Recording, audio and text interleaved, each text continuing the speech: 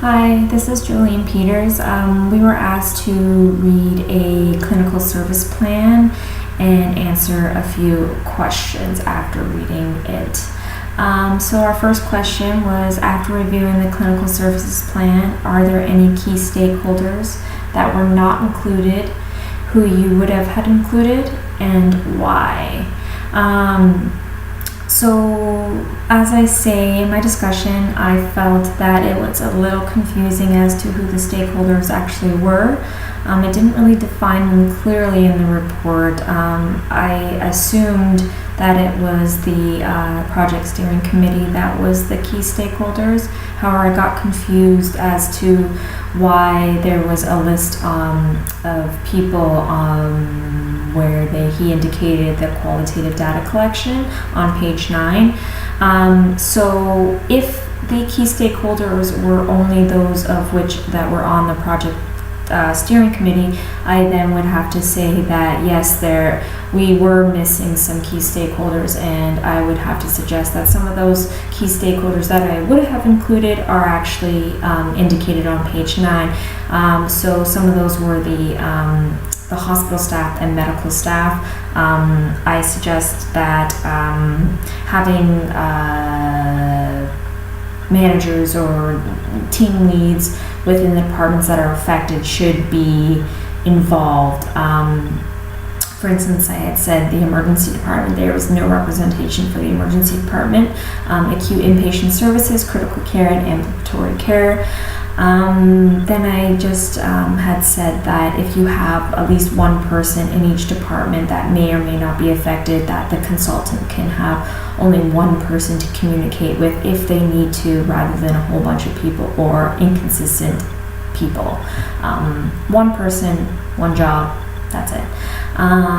So in addition to that, I also wanted to mention that I would also add a non-hospital affiliated person, so someone out in the community, maybe one or two people that could serve as a key stakeholder so they can act on behalf of the patients or public interest.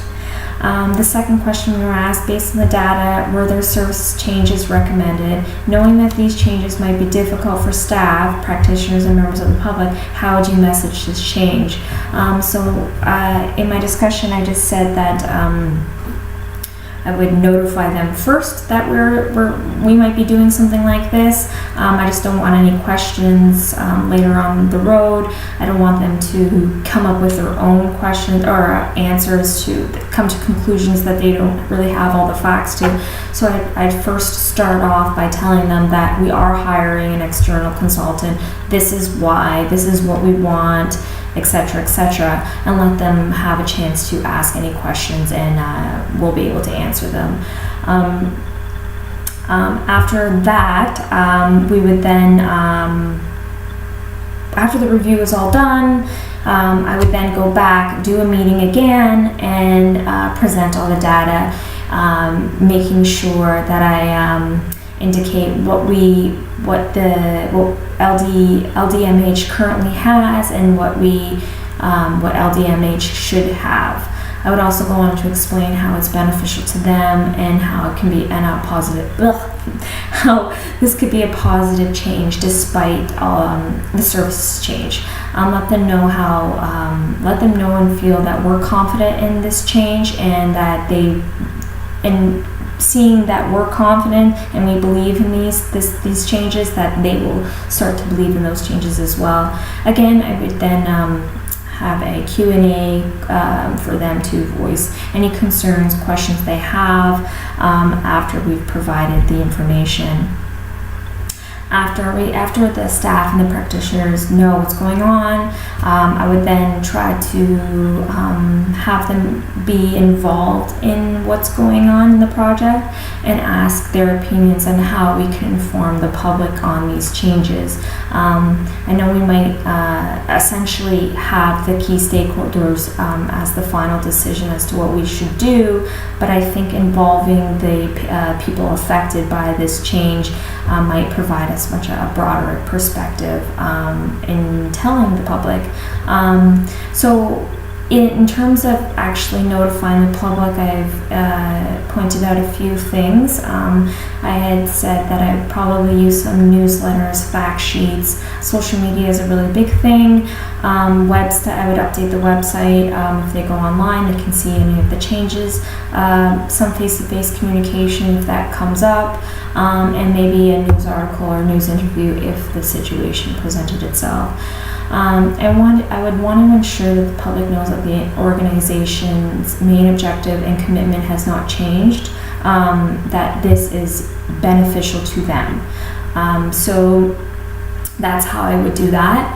The next question was, what do you see as the pros and cons of an external consultant providing recommendations on your hospital services? So I begin to list my pros and cons. My pros are an external consultant is able to see problems from a different perspective. They are unbiased and their feelings don't affect the data, that you get a more honest evaluation. An external consultant that is a professional, this is exactly what they do and this is all they do, so they know what they're doing. And an external consultant also has more time than that of an internal consultant, so that's a pro. To begin my cons are an external consultant may not be as familiar with the organization as an internal consultant would be, and it may take more time to acquire more information or data. Staff and practitioners may ask a lot of questions and come up with their own conclusions, but like I said previously, that's why I would like to tell them first to see, tell them what's going on, so they don't end up that doesn't end up happening. But if it does end up happening, I will be available, or not I, but someone would be available to answer any questions if they have any concerns as the process is going on. It may cause workplace disruption or distractions. Obviously, it's going to cost money. I indicated knowledge learned as being wasted because the consultant is going to be learning information about the organization that, yes, we do get a report, but at the same time, he's also learning things that he's not reporting. So as we go on, I will explain how I can have that not being a con, or leverage that con, or mitigate the con. And then my last con was a lost opportunity for an internal employee. So obviously, an internal employee would want to have that job, but to have a different perspective, I think that having an external consultant it's much better. So the next question was, how would you mitigate the cons and leverage the pros before, during, and after the review? So I started to list my cons again. So before the review, I would provide the consultant with a baseline of information so they become more familiar with the organization. Obviously, this information would be provided in the consultation process before hiring the consultant. So the organization would give them all the information that they need prior to hiring, so that we know that we're hiring the right consultant. This way, we're not wasting money on informing them of the information of the organization. So all the consultants that we would look into hiring would get this exact same information. So that's the before. Secondly, I would outline objectives and create a schedule to stay on track. But in the review, that's kind of what they did. It was the project work plan that was listed on page 11. Thirdly, I would have our legal representation formulate a contract that protects both our organization and the consulting firm, so we have a clear costing breakdown and no hidden fees. The next point would be outside the key stakeholders, assign an internal assistant to the external consultant so he or she can shadow the work that is being executed. So like I said previously about how knowledge being wasted, I would want somebody internally to just shadow what the consultant is doing so they can learn their strategies or methods. So next point of my cons during the review,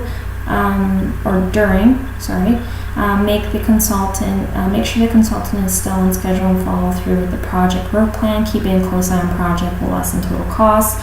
If disruption in the workplace starts to occur, intervene and provide reassurance and opportunity for questions.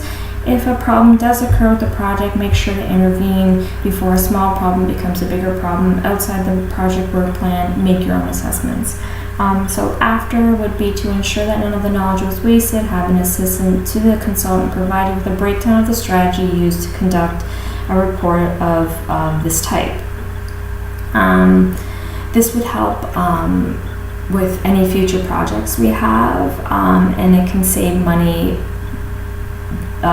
by using an internal employee this time rather than an outside agency to create better processes and future cost savings, because now our staff knows what the strategies and methods are used to do something like this. So we've learned instead of it being wasted.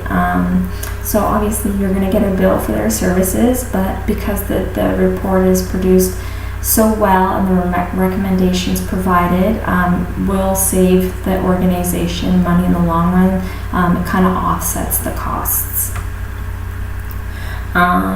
Pros, so before, during the consultation process and providing a baseline of information, at first glance the external consultant should be able to see the problems that you wouldn't be able to see. So like I said previously, you would provide each consultant that you are potentially going to hire with the same information. If one of them sees something that you couldn't see, then right away you now have more confidence that hiring an external consultant is the way to go. So as the updates start to trickle in, you begin to see the quality of work that an external consultant can provide. You do see that they have more time to conduct such a thorough analysis, and we get a better quality report. So after, obviously, your money is well spent because it's more professional, it's quality, and it was able to stay on schedule. As if you were to hire an internal consultant, they would have to do their own work plus this, that it may take longer. The consultant, this is their only job that they have to do. They have no affiliation with the organization, so that this is their main priority. At the end of the day, you would obviously obtain a factual and unbiased report with hiring an external consultant. So the last question we were asked, if you were conducting the review, do you think you would come to the same conclusions? If so, why? If not, explain what different approaches or recommendations you would have proposed.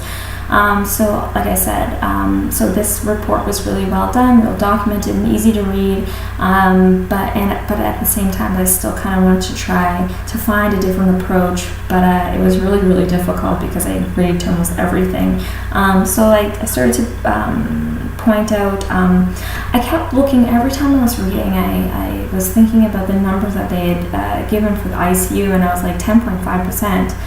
That's really low to have an ICU. Like all the machines that are necessary to run an ICU, 24-hour care, all the physicians, the nurses, everything. To me, that was such a low amount. But on the other hand, I agreed that you can't have an ER without a life-saving ICU as well. So it kind of goes hand in hand.